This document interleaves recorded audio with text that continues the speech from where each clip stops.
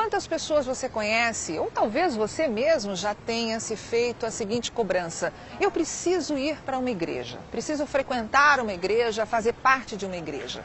Mas aí você se pergunta: qual é a igreja verdadeira? Onde eu encontro a verdade? Será que ela existe? Será que todas são verdadeiras? Todas levam a Deus? Onde procurar a explicação correta? Lógico que só pode ser na Bíblia. E este é o assunto que o Dr. Mauro Braga trata na classe bíblica de hoje.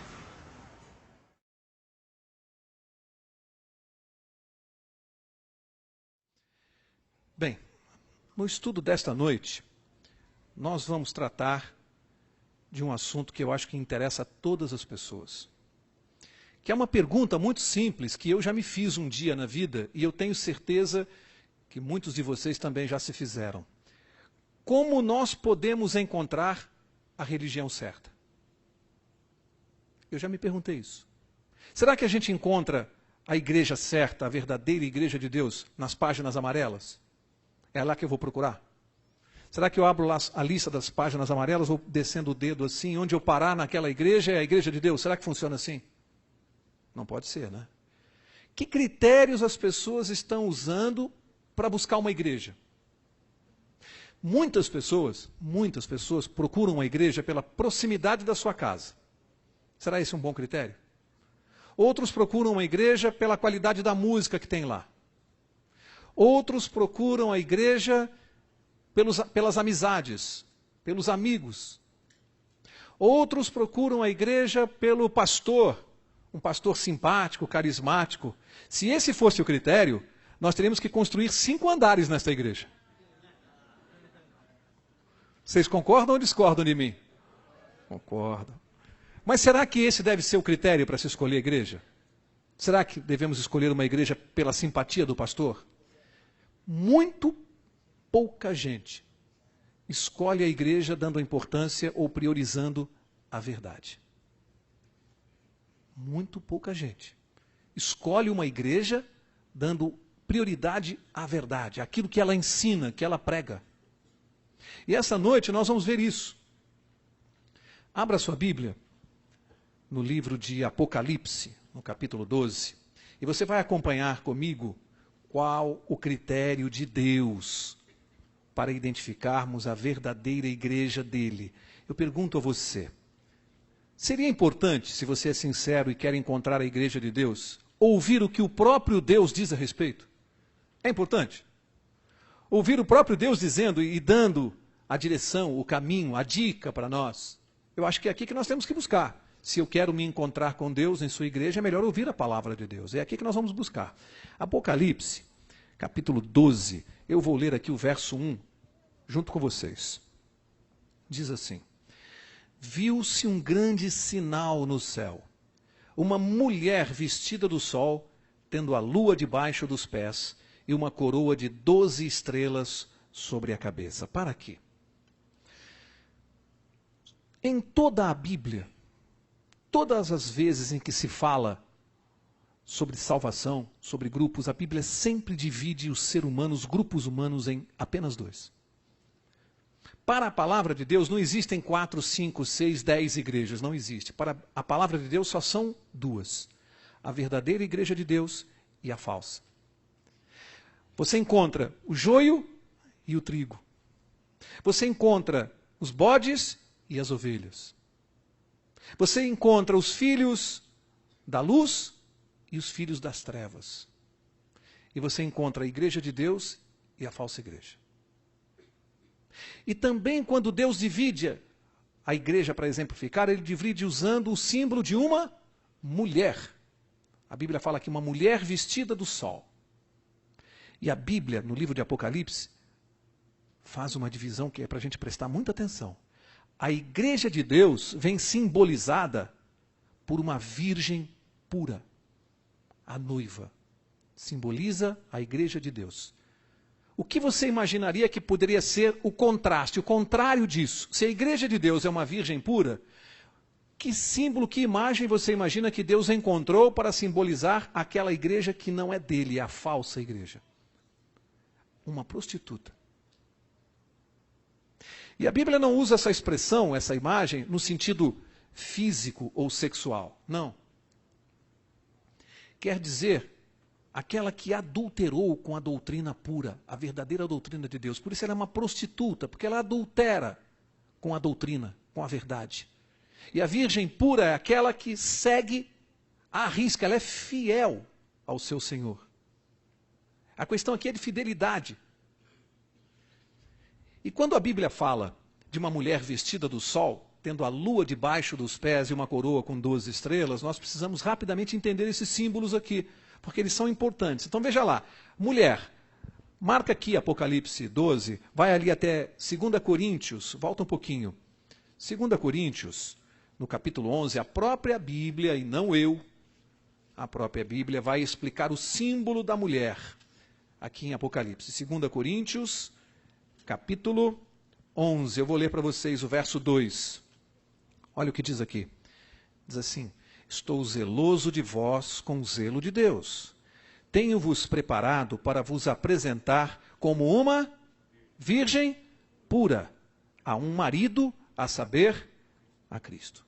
É a própria Bíblia que diz que esta mulher aqui, em termos proféticos, simbólicos, ela é uma virgem pura, como uma noiva sendo preparada para o seu marido, que é Cristo.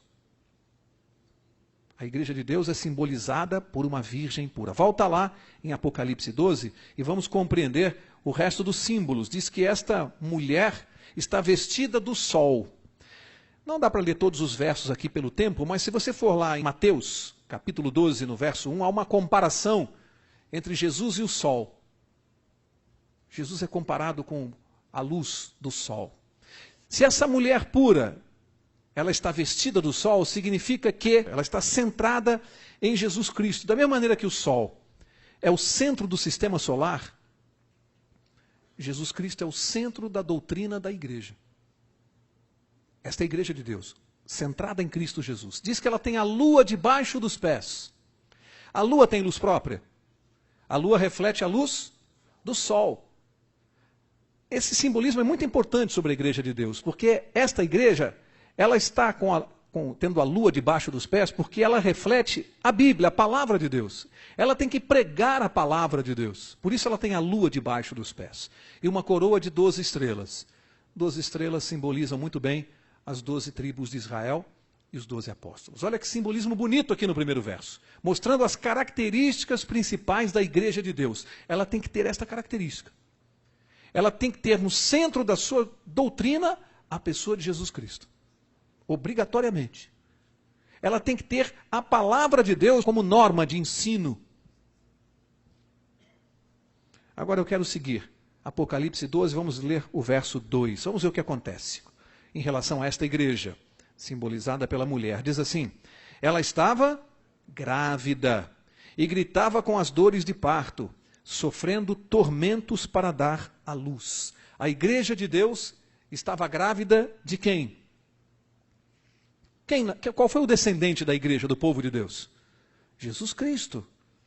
Esta igreja, a virgem pura, estava grávida, esperando a vinda de Jesus ao mundo. E aí, o que diz a Bíblia no verso 3? Diz assim: viu-se também outro sinal no céu. Vocês perceberam que no verso 1 começa dizendo: viu-se um grande sinal no céu. E ali aparece a virgem vestida, a mulher vestida do sol. No verso 3 diz que viu-se também outro sinal no céu. Um grande dragão vermelho que tinha 7 cabeças e 10 chifres, e sobre as suas cabeças 7 diademas. Em contraposição à mulher vestida do sol, aparece no cenário um outro sinal no céu, e ali aparece o dragão. Já sabemos, por estudos, quem é o dragão: Satanás. E diz que ele tinha 7 cabeças. O que significam essas 7 cabeças? Nós vamos responder com a própria Bíblia. Lembra-se que nós falamos que o contrário da igreja de Deus, a mulher pura, virgem, Deus usou o símbolo forte de uma prostituta para demonstrar, simbolizar as igrejas que adulteraram com a verdadeira doutrina. São simbolizadas em Apocalipse por uma prostituta. Vamos ver onde está isso? Abre lá, avança 2, 3 páginas, Apocalipse capítulo 17. E eu vou ler o verso 1. Diz assim: Veio um dos 7 anjos que tinham as 7 taças e me disse: vem, mostrar-te-ei a condenação de quem? Da grande prostituta, que está assentada sobre muitas águas. Prostituta, já vimos quem é. É esta mulher que adultera com a doutrina de Deus, a igreja, a falsa igreja. E aqui tem um outro símbolo forte. Ela está assentada sobre muitas águas. O que significa esse símbolo de muitas águas? Vamos deixar a Bíblia responder. Estamos em Apocalipse 17. Vá agora até o verso 15. E o verso 15 diz assim: então o anjo me disse: as águas que viste, onde se assenta a prostituta, são o quê? Povos, multidões, nações e línguas. A própria Bíblia está explicando que esta igreja, a prostituta, ela está assentada, firmada, sobre muitas nações e povos. Em outras palavras, é uma igreja mundial. De âmbito mundial. Isso torna-se muito grave quando nós aprendemos aqui que esta é a igreja que adulterou, esta é a prostituta. Essa não é a igreja de Deus. Tomou conta do mundo inteiro. E a Bíblia, ela vai dar aqui mais uma característica importante. Apocalipse 17, olha o verso 9 para responder a pergunta, o que significam as 7 cabeças do dragão. Apocalipse 17, olha o verso 9, diz assim: aqui é necessário a mente que tem sabedoria. A Bíblia está dizendo assim, ó, para e pensa um pouco, presta atenção. Precisa ter sabedoria, presta atenção. Olha a dica que a Bíblia dá. As 7 cabeças, que é o que nós queremos saber, são 7 montes ou colinas, sobre os quais a mulher, esta igreja, está assentada. A Bíblia deu o local, a sede desta igreja, porque diz que ela está sobre 7 colinas. Será que alguém aqui poderia me dizer, só existe uma cidade no mundo, uma única, que é conhecida como a cidade das 7 colinas? Alguém aqui sabe qual é? Roma. A Bíblia diz que esta igreja, que se prostituiu, adulterou, foi infiel a Deus, adulterou as doutrinas verdadeiras, a sede dela está em Roma. É a Bíblia quem o diz. Mas eu preciso seguir. Vamos seguir lá, nós estamos em Apocalipse 12, vamos voltar para lá, agora para o verso 4. Apocalipse 12, verso 4, diz assim: a sua cauda, a do dragão, levou após si a 1/3 parte das estrelas do céu e lançou-as sobre a terra. O dragão parou diante da mulher que estava prestes a dar à luz, para que, dando ela à luz, lhe devorasse o filho. O dragão, Satanás, para diante desta mulher que estava grávida, prestes a dar à luz, a igreja verdadeira, a virgem, parou diante dela para fazer o quê? Eu li aqui. Lhe devorar o filho. É brincadeira isso aqui? Isso aqui aconteceu? Vamos só recordar aqui um pouquinho. Lembram-se quando Herodes mandou matar, expediu um decreto, mandando matar todos os meninos com menos de 2 anos que vivessem em Belém. Estava pretendendo naquela época matar quem? Jesus Cristo. Estava grávida e o dragão queria lhe devorar o filho. Conseguiu? Não conseguiu. Graças a Deus por isso. Deus tomou providências e ele não conseguiu matar Jesus. E Jesus veio e cumpriu a sua missão. Ele não conseguiu. Mas olha só, guarda isso que eu vou dizer aqui agora. Satanás tentou impedir Jesus de vir até nós, de chegar até nós. Fracassou, não conseguiu. Qual é o plano dele agora?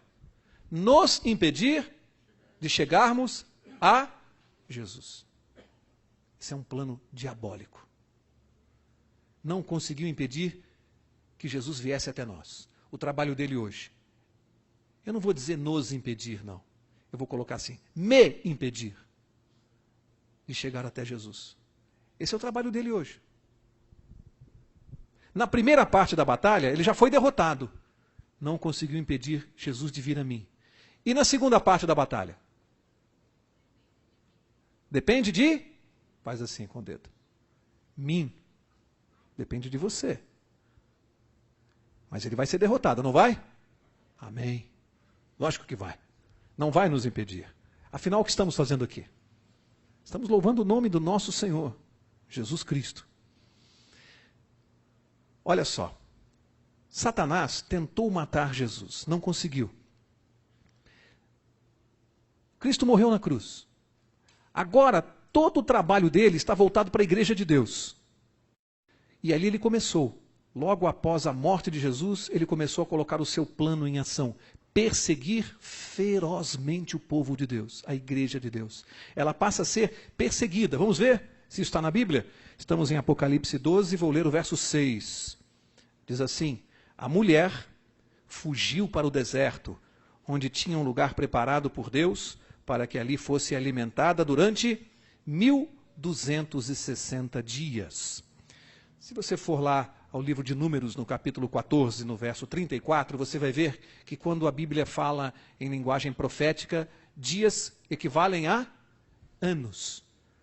E aqui é uma linguagem profética, portanto, Deus protegeu a sua igreja no deserto durante 1260 anos, é pouco tempo. Essa igreja foi escondida no deserto, porque ela estava sendo terrivelmente perseguida. A história confirmou isso. O que foi a Inquisição? Por que os cristãos eram mortos? Por uma só razão. Porque não aceitavam de nenhuma maneira que a verdade de Deus fosse aviltada. Foram cruelmente perseguidos e mortos, porque não aceitavam adulterar com a verdade de Deus. E, gente, essa perseguição histórica de 1260 anos, ela se cumpriu porque ela começou no ano 538 com Justiniano, e ela terminou, você conta os 1260 anos, ela termina exatamente em 1798, quando o Papa foi preso. 1260 anos de perseguição. Sabe o que aconteceu durante esse período? Deus estava trabalhando por um projeto fundamental. Sabe o que estava acontecendo nesse tempo? A imprensa foi criada e a Bíblia começou a ser impressa em todas as línguas. Durante o período em que a igreja foi escondida, a verdadeira igreja de Deus escondida na terra. A Bíblia profetizou que seria assim. Deus cuidou da sua igreja, da verdade, da igreja pura, verdadeira. Durante 1260 anos, Deus cuidou desta igreja.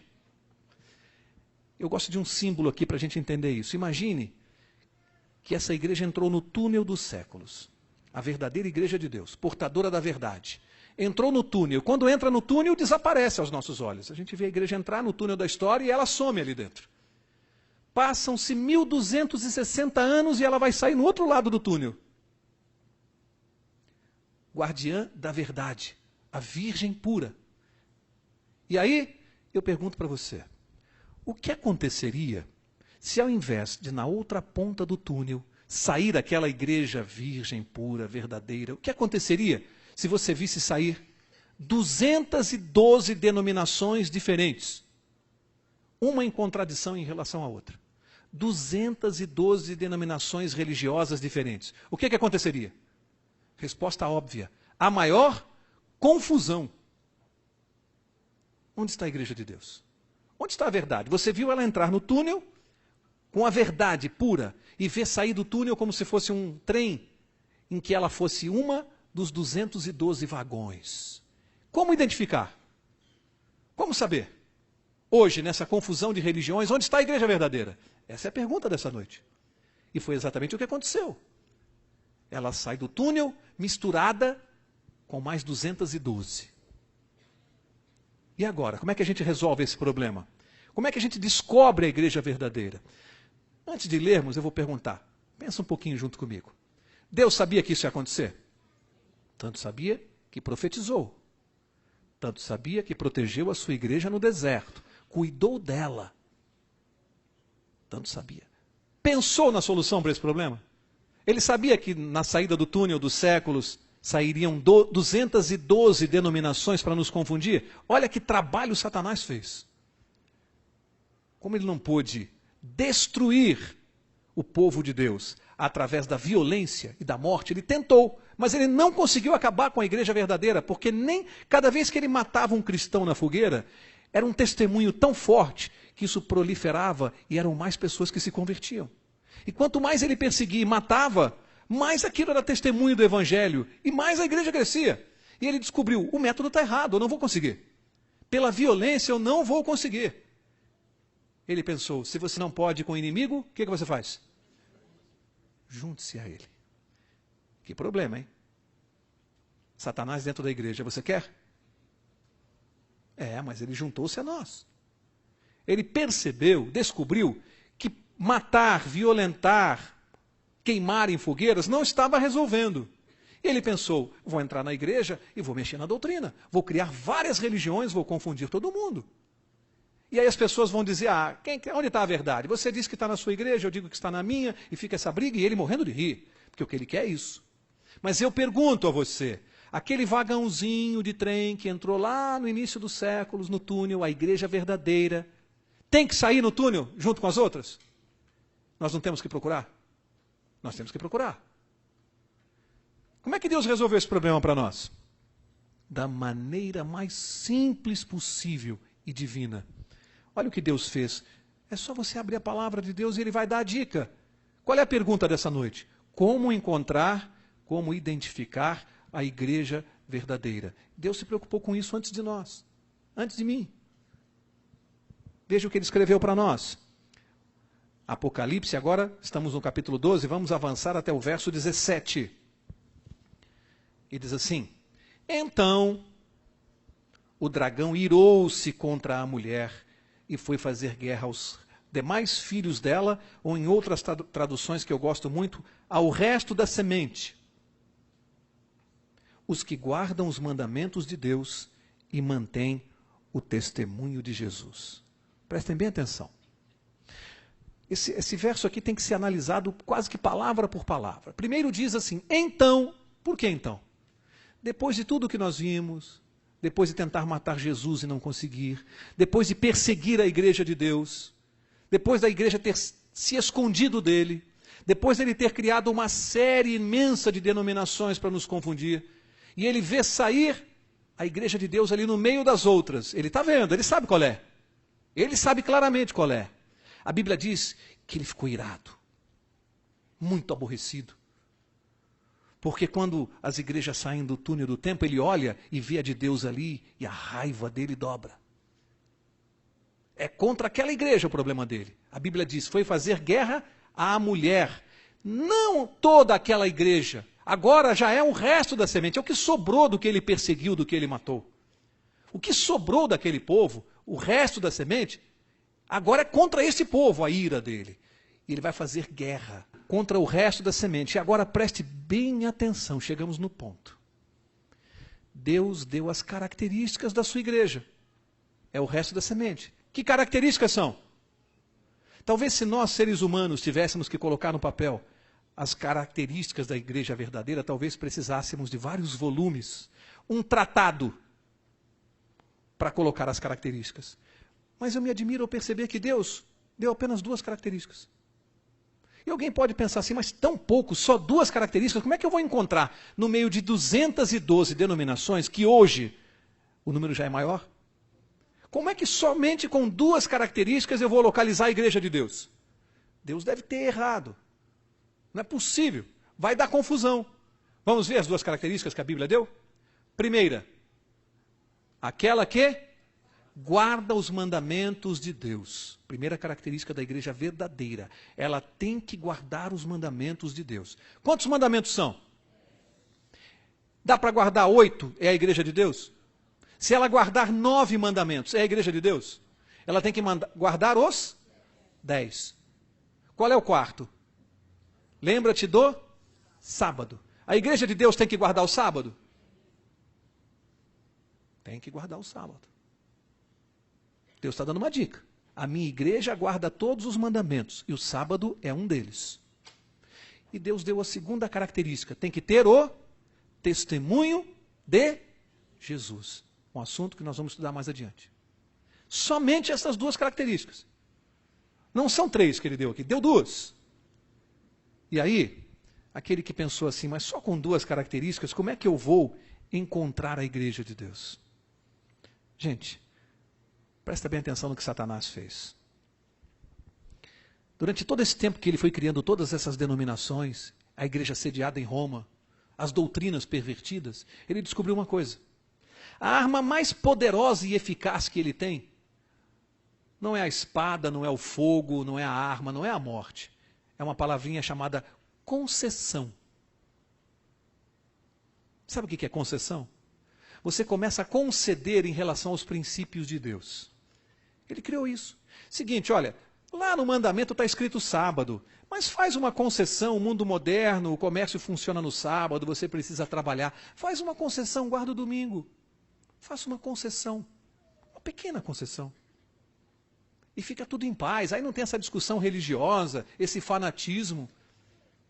Olha só, não pode adorar imagens, mas faz uma concessão. Ai, põe um crucifixo no peito, um santo ali na parede, não tem problema, abre uma concessão. E a concessão foi a arma mais poderosa que ele descobriu. O mundo religioso começou a fazer concessões pequenas. Aí o paganismo começou a entrar na igreja. Através de ídolos, adoração, já falei aqui, as imagens, aos santos. Concessão através das superstições que entraram na igreja. Superstições, olha, purgatório. Onde está isso aqui na Bíblia? Isso é uma superstição, não existe purgatório. Mas foi criado isso e as pessoas acreditam. Ah, deixa ele com a fé dele, ele acredita em purgatório, qual o problema? É uma concessão religiosa, deixa ele acreditar nisso, não faz mal para ele. Deixa com a fé dele. Concessão nas cerimônias. O batismo faz uma concessão, deixa batizar as crianças. Mas a Bíblia diz que não pode, criança não tem arrependimento, não confessa pecados, ainda não pode aceitar Jesus como seu Senhor. Mas qual o problema? Deixa batizar a criança. Para que o radicalismo? Faz uma concessão. Missa para os mortos, oração pelos mortos, missa de 7º dia. Mas escuta, mas que adianta eu orar por um morto? A Bíblia diz que o morto não ouve mais a minha oração, nem pode ser salvo depois de morto. Mas qual o problema? Deixa, a pessoa acredita assim, é a fé dele, coitado. Deixa fazer isso. Deixa fazer lá a missa de 7º dia. E Satanás descobriu a grande arma. Concessão. Uma palavrinha simples. Não agride, suave, tranquila. Faça uma concessão. Não seja radical. Que religião é a sua? A sua igreja é tão fanática assim? Vocês são fanáticos? Nós temos que ter o ecumenismo. Façam concessões. Afinal, todas as religiões são de Deus. Isso é uma verdade? Não é uma verdade, isso é uma grande mentira, talvez a maior de todas elas. Então, como é que eu identifico a igreja de Deus? Vimos aqui, em primeiro lugar, pelas suas características. Não é pelo nome da igreja na fachada, não é pela simpatia do pastor, não é pela proximidade da minha casa, não é pelas amizades, é por as suas características que eu descubro a igreja de Deus. Mas tem mais uma forma de descobrir a igreja de Deus. Abre lá, você está em Apocalipse 12, Apocalipse 14. Vou ler o verso 6.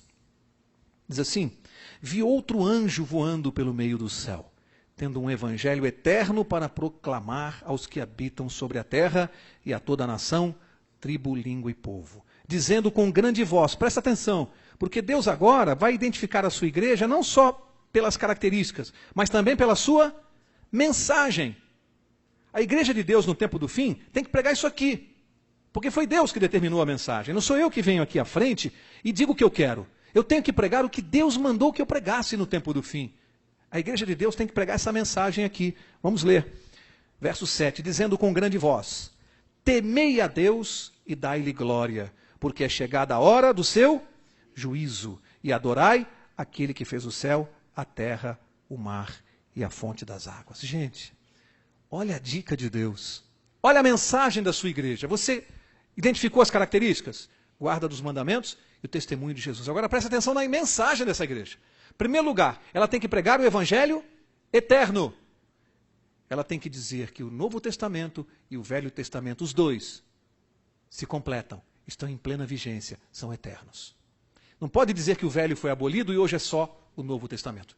A igreja que pregar isso não está pregando o evangelho eterno.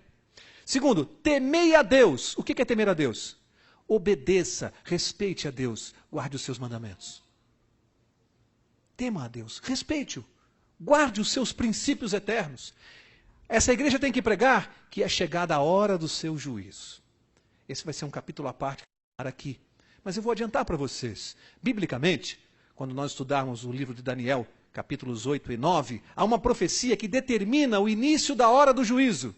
Começou no ano de 1844. E a igreja de Deus tem que pregar isto, que a hora do juízo já começou, que há um santuário no céu, onde o julgamento já começou. Nós vamos estudar isso aqui. E a igreja de Deus tem que pregar isto.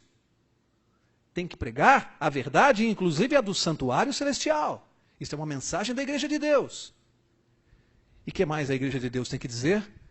E dai-lhe glória, porque Ele é o Criador do céu, da terra e do mar. Há na Bíblia uma referência clara. Como é que eu homenageio a Deus e dou-lhe glória por ser o Criador? O que eu tenho que fazer para isso? Guardar o sábado, porque lá no mandamento diz assim, que Deus pediu para que eu me lembrasse do sábado, porque neste dia, diz o mandamento, Deus criou o céu, a terra, o mar e tudo o que há. É dessa maneira, é guardando o sábado. Esta mensagem tem que estar na boca do povo de Deus do tempo do fim. É a mensagem da igreja do tempo do fim. Vocês percebem? Deus deu as características e deu até a mensagem. Então eu vou dizer uma coisa. Não procure a igreja de Deus, estou encerrando. Não é pela tabuleta que está pelo lado de fora. A Bíblia não deu nome. A Bíblia não diz assim, ó, a minha igreja é a igreja metodista, batista, adventista. Ela não deu nome. Ela deu as características. Então você pode sair e começar a visitar igrejas. Eu fiz isso. Aí você senta lá, ouve o culto, depois você pergunta, aqui vocês guardam os 10 mandamentos, inclusive o sábado? Se disserem assim, não, aqui nós não guardamos o sábado. Você está na igreja de Deus? E você pode continuar rodando. E você pode continuar perguntando. E eu quero dizer uma coisa para você, meu irmão. Eu já disse aqui isso outras vezes e vou repetir. Eu vou ter imensa satisfação em revê-lo aqui outra vez.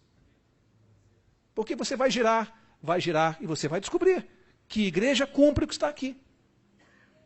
Com a orientação de Deus. Você e Deus e a palavra de Deus, você sozinho vai descobrir. É só você girar aí fora. Saia perguntando. Procure. Não por aquilo que eu estou dizendo, pelas características bíblicas. Eu quero encerrar dizendo o seguinte. É tão simples isso, como Deus deu as características, é como se eu dissesse assim para uma pessoa, olha, você pode me fazer um favor? Pedir ao pastor, por exemplo, pastor, amanhã vai chegar um parente meu na rodoviária, eu tenho uma reunião, não posso encontrá-lo. O senhor me faz um favor? Vai buscar para mim na rodoviária. O pastor vai dizer, mas Mauro, eu não conheço o seu parente. Eu vou dizer, pastor, olha, ele é alto, ele tem barba e ele usa óculos. O pastor vai para lá, espera o ônibus encostar, abre o ônibus, as pessoas começam a descer. Desce um homem alto, usa óculos, mas não tem barba. É o meu parente? Depois desce alguém que tem barba, usa óculos, mas não é alto. É o meu parente? Até que vai descer alguém que é alto, tem barba e usa óculos. Ele vai ter dificuldade de encontrar? Adianta ter uma característica? A igreja de Deus pode ter quase todas as características? A igreja de Deus verdadeira tem que ter todas as características bíblicas. Todas. Não são quase todas, são todas. Olha, eu pergunto, se todas as igrejas que você conhece, todas, fizessem a vontade de Deus, quantas igrejas nós teríamos? Vou repetir. Se todas as igrejas que você conhece fizessem a vontade de Deus, quantas igrejas nós teríamos? Uma só. Não tem outra resposta. Uma só.